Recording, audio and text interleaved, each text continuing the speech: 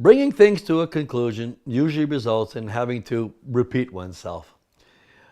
Arriving at the post-secondary level in a series entitled A Practical Guide to Home Education is especially so.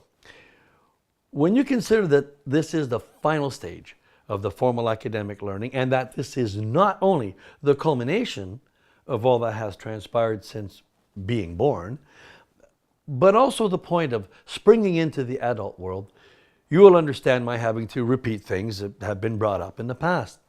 After all, the points we discussed in preparation for this stage are now coming home to roost, so to speak. Now let's get started with the end of our home education journey so that we can get on with life. Those of you who know me will find this a bit hard to believe, but every once in a while I will stop being busy and just relax a bit. It was during one of these relaxing moments that I had experienced an epiphany. Okay, maybe that's a bit of an exaggeration. So let's just say that I had an interesting observation and subsequent thought. I had been working on reporting my findings from a cross-Canada investigation of post-secondary admission practices for non-accredited home-educated students, so the term post-secondary was front and center in my mind. When I gave this serious thought, I realized that something was wrong with our way of describing the steps one takes in his or her learning journey. The status quo educational system describes them this way. A child starts learning in play school, moves on to pre-kindergarten, followed by kindergarten, eventually graduating to the elementary level, and then on to junior high, and finally high school before advancing to the post-secondary level. I found these steps a bit non-descriptive and confusing. I questioned how one could have a post-secondary level without having a secondary to post from, and if there were a secondary, it could only mean it came after a primary.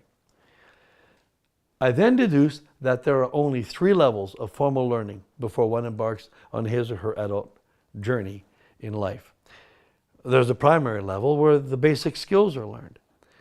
Then there's a secondary level where these skills are applied, followed by a post-secondary level where skills are specialized for and or in a particular field. This means that everybody goes through 2 levels of formal learning to arrive at the post-secondary level.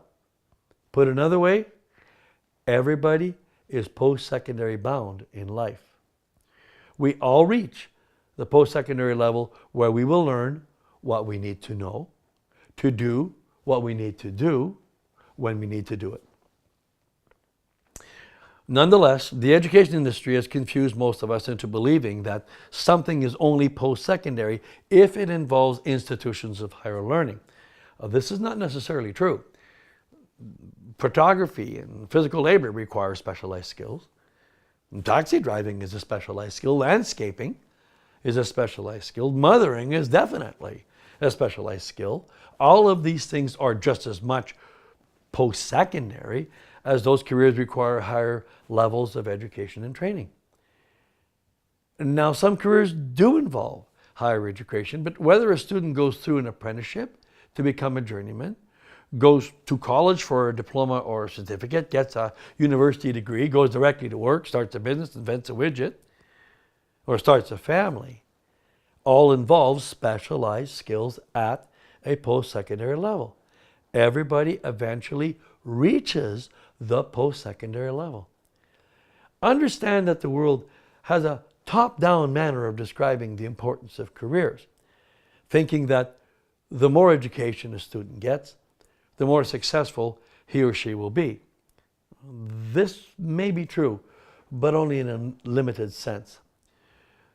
The world may indeed see a PhD recipient as more advanced than a graduate student who is seen as better than the undergraduate, who towers over the student who has been to a community college, who trumps the apprentice or the tradesman, who is smarter than the laborer, and that person, of course, is better than those at the bottom of the pile, which would be the unsophisticated housewife and mother.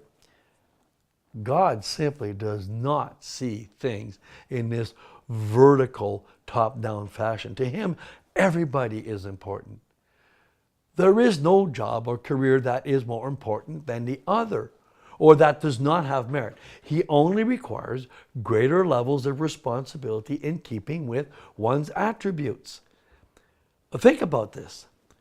Where would the doctor be if there was nobody to fix his malfunctioning toilet, or to deliver the goods that he needs to do his job, or take out his garbage? Nearly everybody will learn the basic skills.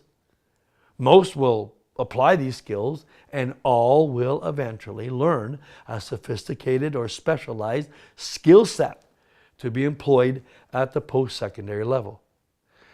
Excepting, of course, those whose physical and or mental handicaps or infirmities prevent them from doing so. Even then, there are very few who are incapable of at least some task requiring at least some level of post-secondary skill.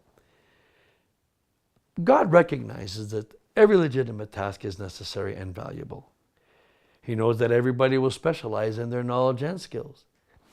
He is the one who gave us this ability. He is the one who provides us with the opportunity to incrementally advance our skills and knowledge from beginning to end. Even if the world insists on controlling how this will be accomplished, by breaking this natural, continual process into increments, the post-secondary level of learning will still be part of every person's learning journey. Every student is post-secondary bound.